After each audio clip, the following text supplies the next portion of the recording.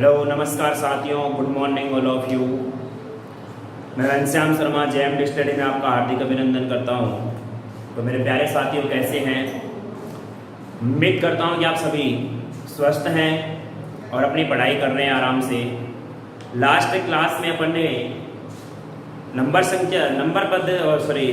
System अपन पढ़ रहे थे और उस नंबर सिस्टम में अपन ने सम ऑफ फैक्टर्स कर रहे थे, यानी कि गुणनखंड की बात कर रहे थे अपन। और गुणनखंड की बात कर रहे थे, वहां पर अपन सम ऑफ फैक्टर्स पढ़ रहे थे। और सम ऑफ फैक्टर्स में अपन ने पढ़ा था गुणनखंडों का योग ज्ञात करना। और गुणनखंडों का योग किस प्रकार से ज्ञात करते हैं वो मैंने आपको सिखाया था। और आज अपन याद करेंगे कि सम गुणनखंडों का योग, विषम गुणनखंडों का योग या किसी संख्या से विभाजित करने पर उसके गुणनखंडों का योग क्या क्या होगा। तो आगे अपन इसी क्लास को बढ़ाते हैं और कॉपी पेन लेके बैठ जाइएगा। आज के सेशन की शुरुआत करते हैं। तो मेरे प्यारे साथियों, लास्ट में क्वेश्चन देके गया था आपको। एक क्वेश्चन मैंने लास्ट क्लास में दिया था कि 240 के गुणनखंडों का योग ज्ञात करो। ये क्वेश्चन मैंने आपको क्लास में देके गया था कि 240 के गुणनखंडों का सम ऑफ फैक्टर्स आर 240। 240 के गुणनखंडों का योग ज्ञात करो। ये क्वेश्चन हमने आपको लास्ट क्लास में देके गया था और इसी क्वेश्चन से मैं शुरुआत करता हूं। देखिए, कभी भी अगर हमको गुणनखंडों की बात करता है तो उसके लिए अपने क्या करना है, सबसे पहले आप उसको तोड़ दीजिएगा, क्योंकि आपने वो सबसे पहले गुणनखंडों की संख्या निकाल लेते हैं और फिर अपन उसमें इवन फैक्टर, ऑड फैक्टर, सारे जितने मल्टीपल की बात करता है वो सारे फैक्टर अपन उसमें क्या करते हैं, ज्ञात करते हैं। तो सबसे पहले मेरे प्यारे साथियों, अपने को क्या करना है कि 240 के गुणनखंडों का योग ज्ञात करना है। तो 240 को अगर मैं तोड़ूंगा यहाँ पर तो ये क्या बनेगा मेरा, 2 की पावर 4 गुना में 3 की पावर 1 गुना में और 5 की पावर 1, ये बनेगा ना।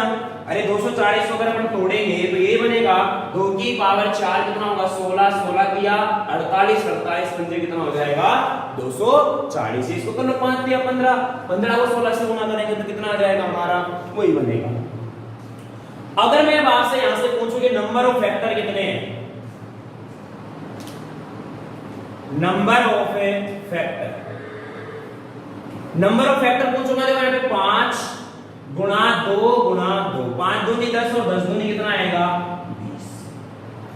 लेकिन हम आपसे पूछ रहे हैं कि इनके गुणनखंडों का क्या करना है, योग ज्ञात करना है। 240 के गुणनखंडों का योग ज्ञात करना है और इसके लिए हमने आपको बताया था कि जो हमारे पास ये 2 की पावर 4 दे रखी है, इसको क्या लिख दो, 2 की पावर 0 प्लस में 2 की पावर 1 प्लस 2 की पावर 2 प्लस 2 की पावर 3 प्लस 2 की पावर 4 गुणा में 3 की पावर 0 प्लस में 3 की पावर 1 गुणा में 5 की पावर 0 प्लस में 5 की पावर 1। यहां से अगर इसको हल करूंगा तो मुझे बताने क्या मिलेगा, 1 प्लस में 2 प्लस में 4 प्लस में 8 प्लस में 16 और गुणा में करूंगा तो यहां पर क्या मिलेगा, 1 प्लस में 3 और गुणा में हो जाएगा 1 प्लस में 5, 1 प्लस में 5, क्योंकि किसी संख्या की घात अगर शून्य होती है तो उसका मान 1 होता है। तो देखो यहाँ पर भी 2 की पावर 0 तो 1 हो गया, यहाँ पर 3 की पावर 0 तो 1 हो गया, यहाँ पर 5 की पावर 0 तो 1 हो गया, ये तो क्या हो गया हमारे 1 हो गया। इसको मैं हल करूंगा, देखो 16 4 20, 20 और 10 30 रे कितना आ गया मेरा ये 31, गुणा में कितना आ गया 4, इंटू में कितना आ गया 6 है। तो ये हो गया मेरा 4, ये 24 से गुणा कर लो इसको, 24 से कम 24 का चौक हासिल तो 24 या 72 तो कितना हो गया मेरा यहाँ पर 74, यानी कि 744 हमारे पास है 240 के गुणनखंडों का क्या आ गया है, योग आ गया है। ये तो हमने क्वेश्चन देके गया था। लेकिन अगर मैं आपसे ये पूछूं कि 240 के सम गुणनखंडों का योग ज्ञात करो, सम गुणनखंडों का योग ज्ञात करो। अगर सम गुणनखंडों के योग की बात हमसे करता है तो सम गुणनखंड के योग का मतलब हो गया कि उसमें कितने का भाग लगेगा, 2 का भाग लगेगा।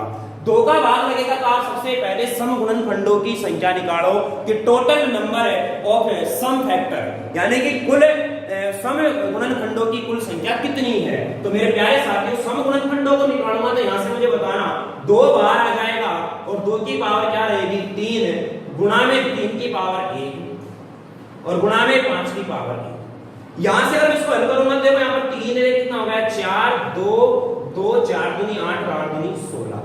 यानी कि अगर मुझे पहले तो सम फैक्टर निकाले और सम फैक्टर मेरे पास कितने आ गए, अरे सम गुणनखंड कितने आ गए मेरे पास 16 आ गए। कितने आ गए 16 आ गए। लेकिन हमसे पूछा उसने क्या है कि सम गुणनखंडों का योग निकालना है और ये मेरे पास आए हैं केवल अभी इवन फैक्टर कि सम फैक्टर कितने बनेंगे उसमें 16 बनेंगे। तो मेरे प्यारे साथियों यहां पर अपन बात कर रहे हैं 2 की बात कर रहे हैं। किसकी बात कर रहे हैं 2 की बात करें। सम का मतलब है 2 से विभाजित होने वाला।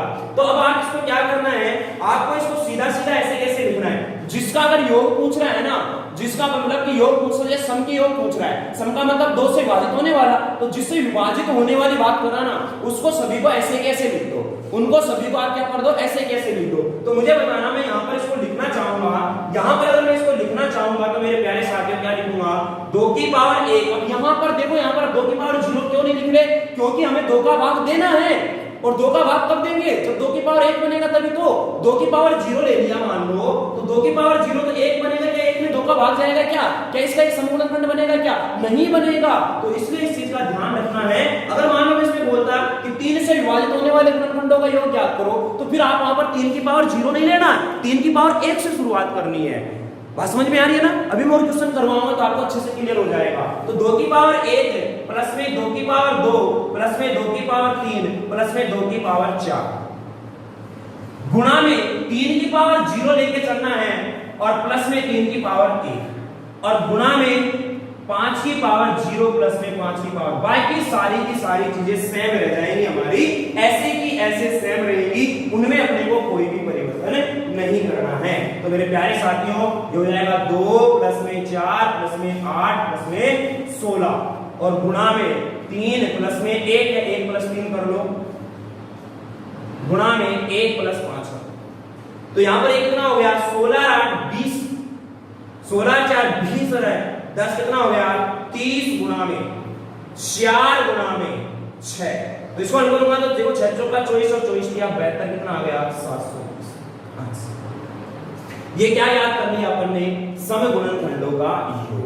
ध्यान रखना सम गुणनखंडों का योग पूछता है तो मतलब 2 से विभाजित होने वाले पूछ रहा है, और 2 से विभाजित होने वाले पूछ रहा है, इसका मतलब है वहां पर आपको जिस 2 से पावर 1 से शुरू करना है, 2 की पावर को 1 से शुरू करना है और बाकी सब में 0 से, जैसे 3 बच रहा है तो 3 की पावर 0, 3 की पावर 1, 5 है तो 5 की पावर 0, 5 की पावर 1, लेकिन 2 की पावर को 1 से शुरू करना है। कब है जब सम फैक्टर पूछेगा या 2 से विभाजित होने वाला पूछेगा, यानी जिससे विभाजित होने की बात करता है ना, उसको तो अपन उसकी पावर 1 से शुरुआत करनी है, वहां पर 0 नहीं लेना। लेकिन अगर कुल पूछे हमसे, अगर हमसे केवल ऐसे पूछ रहे केवल इतना है कि 240 के गुणनखंडों का योग ज्ञात करो, तब हमें फिर वहां पर सभी की घात 0 से शुरुआत करनी है। बात समझ में आई कि नहीं आई। अगर मान लीजिएगा मैं इसी में आपसे पूछूं कि बताओ इसके आपको विषम गुणनखंडों का योग ज्ञात है, विषम गुणनखंडों का योग, सम ऑफ ओड फैक्टर्स ऑफ 240, 240 के विषम गुणनखंडों का योग ज्ञात करो। अब सबसे पहले अगर विषम गुणनखंडों की बात कर रहा है तो आप यहां पर विषम गुणनखंड बाहर निकालो। विषम गुणनखंड बाहर निकालूंगा, देखो 2 की पावर 4 को बाहर निकालेंगे तो 3 की पावर 1 और गुणा में 5 की पावर 1 बनेगा, यानी कि 2 गुणा 2, यानी कि कितने फैक्टर बनेंगे विषम में 4 फैक्टर। कितने 4 ओड फैक्टर बनेंगे यहां पर, 4 अगर ओड फैक्टर बनेंगे यहां पर, और हमें निकालना है इनका क्या योग निकालना है। योग निकालना है तो मुझे बताने क्या मिलेगा, 3 की पावर 1 गुणा 5 की पावर 1 बनेगा। तो 3 की पावर 1 को क्या लिखूंगा मैं, 3 की पावर 0 गुणा में 3 की पावर सॉरी प्लस में 3 की पावर 1, और यहां पे क्या हो जाएगा गुणा में 5 की पावर 0 प्लस में 5 की पावर 1, तो क्या हो जाएगा 1 प्लस में 3 और गुणा में क्या हो जाएगा 1 प्लस में 5, तो 4 और 6 चौके कितना हो जाएगा 24। अब 720 को 24 को जोड़ो, 720 और 24 के 744 नहीं आएगा क्या, बात समझ में आई कि नहीं आई। तो विषम की पूछे तो वहां पर पहले आप उसके विषम गुणनखंडों को निकालो और उसके बाद में जो अंदर बचता है ना उसको उसके रूप में लिखते जाओ। बात समझ में आ रही है, अरे क्लियर है, नहीं समझ में आया अभी कोई दिक्कत नहीं, अगर नहीं समझ में आया तो मैं आपको अच्छी तरह से क्लियर करवाता हूं इस बात। चलो मैं क्वेश्चन से शुरुआत करता हूं और एक एक चीज को फिर से समझना। सब फैक्टर में बस यही थोड़ा सा समझने वाला पार्ट अच्छा है और यहां से क्वेश्चन बन भी जाते हैं। अगर आप अच्छा एग्जाम दे रहे हो, जैसे कोई भी बढ़िया सीडीएस वगैरह में पूछ लिया जाता है ऐसा, एसएससी वगैरह मेंस वगैरह में, छोटे मोटे एग्जामों में बाई चांस आ जाए, लेकिन चांस कम रहते हैं, लेकिन फिर भी आपको तैयार करना है, तैयार ऐसा करना है कुछ भी आए हमें उससे समस्या नहीं आनी चाहिए। ठीक है दोस्तों, चलिए जैसे मैं बात करूं आपके सामने 360 360 के समवय विषम गुणनखंडों का योग ज्ञात करो। समझना, क्योंकि मैंने इसका 360 के गुणनखंडों का योग करना मैंने कल सिखा दिया आपको। अब केवल मैं सम और विषम गुणनखंडों का योग ज्ञात करना सीखेंगे और उसके बाद में और चीजें बताऊंगा। तो सबसे पहले तो अपने को यह देखना है कि इस 360 को अपन लिख क्या सकते हैं। 360 को लिख सकते हैं 2 की पावर 3 गुणा में 3 की पावर 2 गुणा में 5 की पावर 3। ये मैंने लिखना बताया था, इसको बताया था आपको किस प्रकार से कर लिया करो। नहीं पढ़ने पड़े तो कोई बात नहीं, एक बार फिर से 2 मिनट का समय, एक 10-15 सेकंड के समय में आप ध्यान मत दिया करो। यहां पर हो गया कितना 180, 2 का दूंगा तो 90, फिर 2 का दूंगा तो 45, फिर 3 का दूंगा तो 15 और फिर 3 का दूंगा तो 5 और 5, तो 3 2 बार, 2 3 बार, 1 5 बार। तो ये बन गया इसका। लेकिन हमें तो क्या निकालना है, सम और विषम गुणनखंडों का योग निकालना है। टोटल से हमें मतलब नहीं है, टोटल का पूछता तो निकाल लेते। कैसे निकाल लेते, टोटल की बात करता तो वहां पर इन सभी पे 4 3 2 4 3 2 4 किया 12 12 तो 24 फैक्टर आ जाते। फिर हमें उनका योग पूछता तो 2 की पावर 0, 2 की पावर 1, 2 की पावर 2, 2 की पावर 3, फिर 3 की पावर 0, 3 की पावर 1, 3 की पावर 2, फिर 5 की पावर 0, 5 की पावर 1, इन सभी को प्लस कर लेते, इन सभी को गुणा कर लेते, तो हमारे पास कुल योग आ जाता। लेकिन सम की बात कर रहा है तो सबसे पहले आप इसके निकालो सम गुणनखंड। तो सम गुणनखंड अगर मैं निकालूंगा तो 2 बाहर ले लूंगा और 2 बाहर लूंगा तो 2 की पावर 2 और गुणा में क्या बचेगा 3 की पावर 2 और गुणा में क्या बचेगा 5 की पावर 3। इतनी बात समझ में आई कि नहीं आई? अब इतना काम करने के बाद हमें निकालना है इनका क्या, योग निकालना है। योग के लिए अपने को क्या करना है, सम की बात कर रहा है जिसका मतलब 2 से विभाजित होने वाला, तो 2 से विभाजित, जिससे विभाजित होने की बात कर रहा है तो उसको 2 की पावर 1 से शुरू करो, प्लस में 2 की पावर 2, प्लस में 2 की पावर 3। क्लियर है? गुणा में 3 की पावर 0, प्लस में 3 की पावर 1, प्लस में 3 की पावर 2, गुणा में 5 की पावर 0, प्लस में 5 की पावर 1।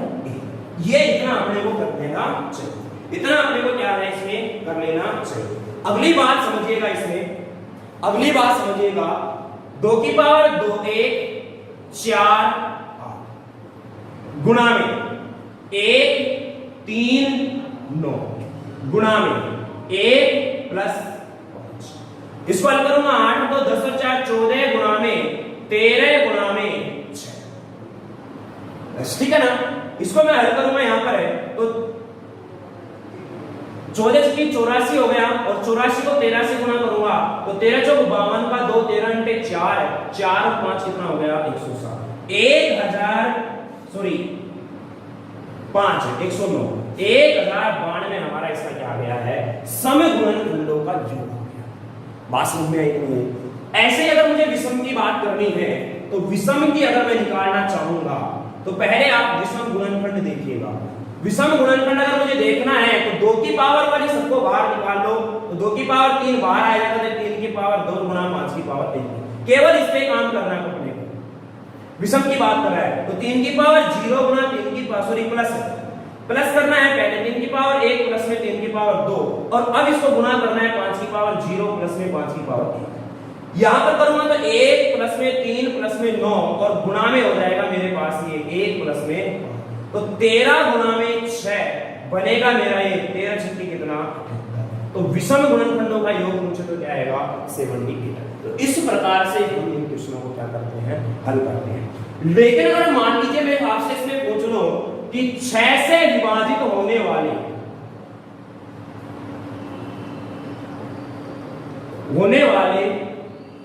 गुणनखंडों का योग ज्ञात करें। 6 से विभाजित होने वाले गुणनखंडों का योग ज्ञात करें, ये मैंने आपसे पूछा है।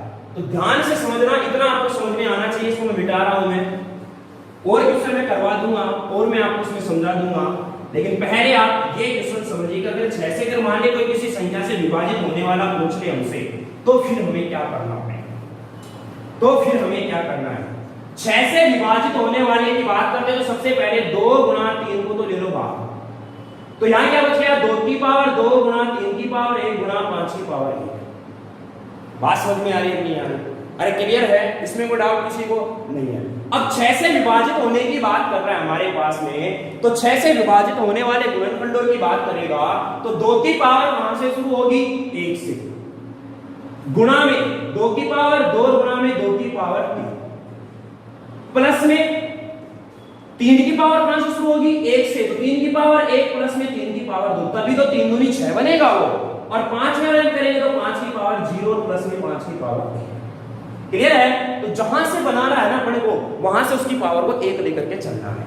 तो ये क्या हो जाएगा, सॉरी गुणा नहीं होगा, प्लस होगा अंदर तो, और ये बाहर गुणा होगा सारे, सॉरी, ठीक है। तो ये हो जाएगा 2 + 4 + 8, ठीक है, और गुणा में चलेंगे इसको 3 प्लस में 9, और गुणा में करना है 1 प्लस में 5, तो ये हो जाएगा 14 इंटू 12 इंटू 6। तो यहां पर इसको गुणा करेंगे तो 14 × 5 70, 14 × 3 84 को 12 से गुणा करेंगे तो 12 चौके 48 का 8 हासिल 4, 12 × 96 और 4 कितना हो गया 100, 1008 क्या हो जाएगा, 6 से विभाजित होने वाले गुणनखंडों का योग हो जाएगा। इस तरह से हमें क्वेश्चन यहां से पूछ लिया गया है। मान लीजिए हमसे पूछ ले कि 3 से विभाजित होने वाले गुणनखंडों का योग ज्ञात करो। ध्यान से समझना फिर से, और बस एक फाइनल है हमारा, तो फैक्टर खत्म हो जाएगा, फिर इसमें 1-2 क्वेश्चन बनते हैं जो भी मैं बता दूंगा, वो भी लास्ट में बता रहा हूं। इसमें 3 से विभाजित होने वाले की बात करें,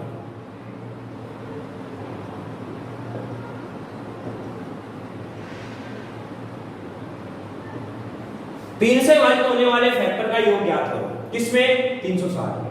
तो पहले 3 से विभाजित होने वाले की बात करेंगे, 3 को बाहर ले लो तो 2 की पावर 3 गुणा में 3 की पावर 1 गुणा 5 की पावर 1।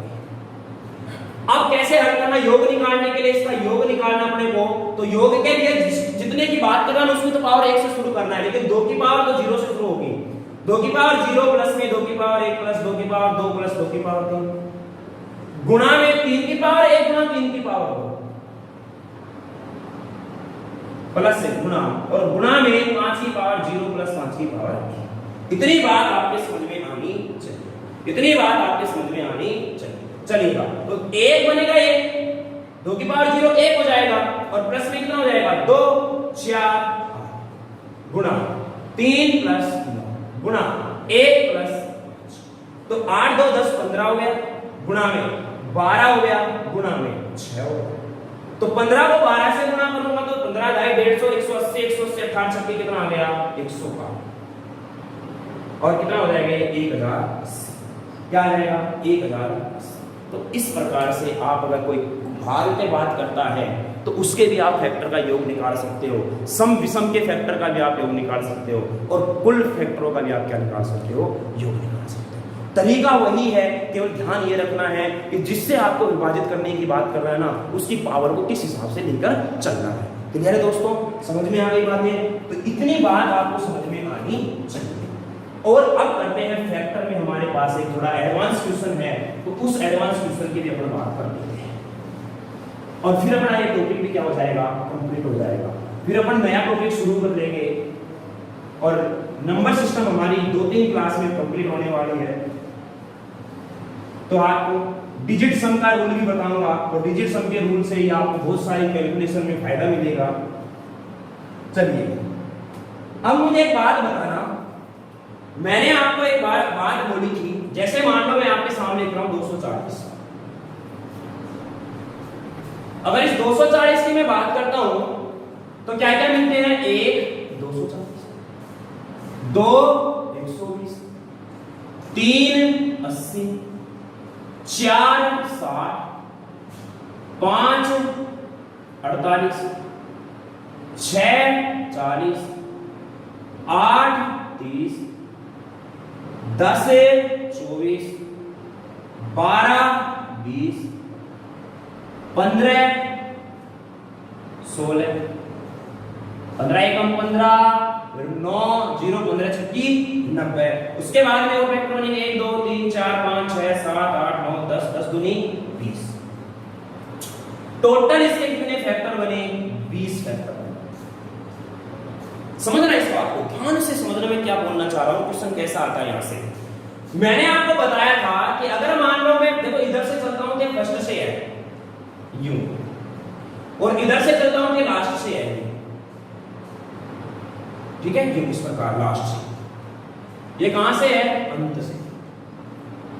और ये कहां से है? प्रारंभ से। तो प्रारंभ से अगर मैं इस प्रकार से चलूंगा तो ये हो जाएगा यस, ठीक है। अब मैंने आपसे बोला था कि अगर मैं प्रारंभ से छठा पद लेता हूं तो अंत से छठे पद का लेने पर भी हमें उसका गुणनफल बनेगा वह एक संख्या के बराबर बनेगा, दी गई संख्या के बराबर। जैसे 1 2 3 4 5 है, छठा पद इधर से लिया मैंने, तो लास्ट से भी मुझे छठा पद लेना पड़ेगा और इन दोनों का गुणनफल क्या होगा? उस नंबर के बराबर होगा। मैं आपसे बोलूं कि मुझे शुरुआत से 10वां पद लेना है, शुरुआत से कौन सा पद लेना है? 10वां पद लेना है, तो अंत से भी कौन सा पद लेना पड़ेगा? 10वां पद लेना पड़ेगा। तो 15 और क्या हो गया? 16, तभी तो इनका गुणनफल क्या बनेगा? 240। क्या बनेगा? 240। बात समझ में आ रही है? तो यहां से क्वेश्चन कैसा बनेगा? क्वेश्चन जैसे मान लो मैं आपसे इस प्रकार से बोल दूं कि यदि उन गुणनखंडों का गुणनफल जो शुरुआत से, क्वेश्चन लिखा हूं मैं आपके सामने, यदि उन गुणनखंडों का गुणनफल जो शुरुआत से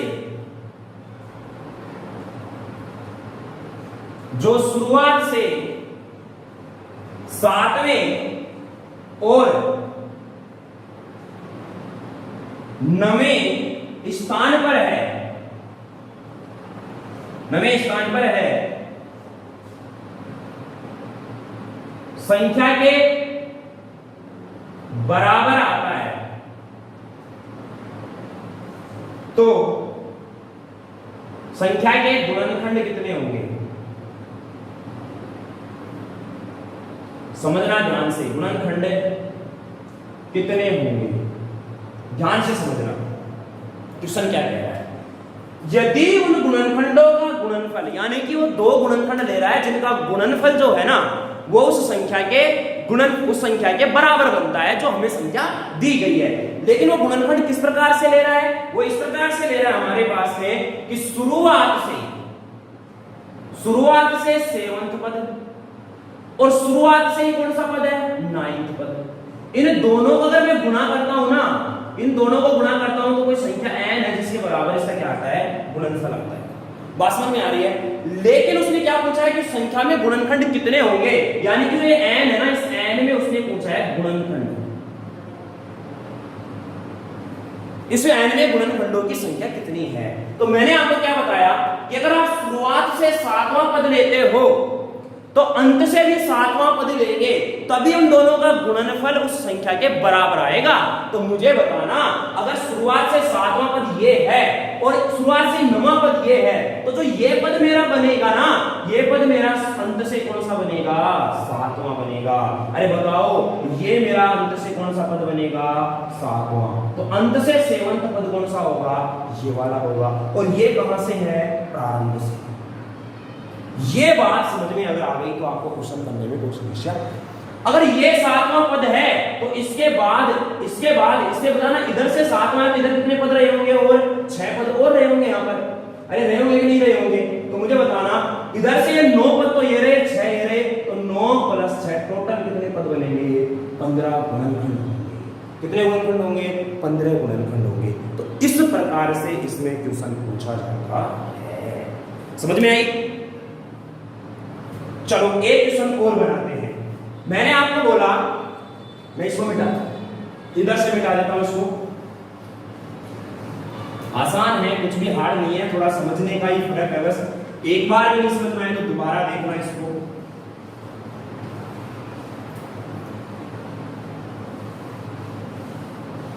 एक दो क्वेश्चन करेंगे ना तो अपने आप सारी चीजें क्लियर हो जाएगी, बिल्कुल टेंशन नहीं लेने का।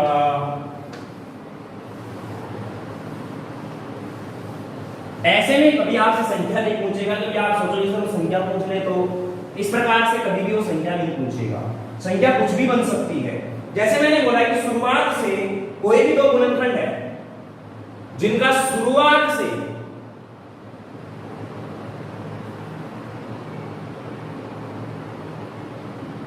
तैतालीसवां और शुरुआत से ही 48वें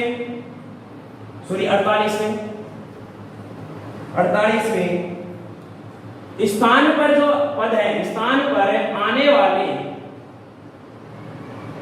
पदों का गुणनफल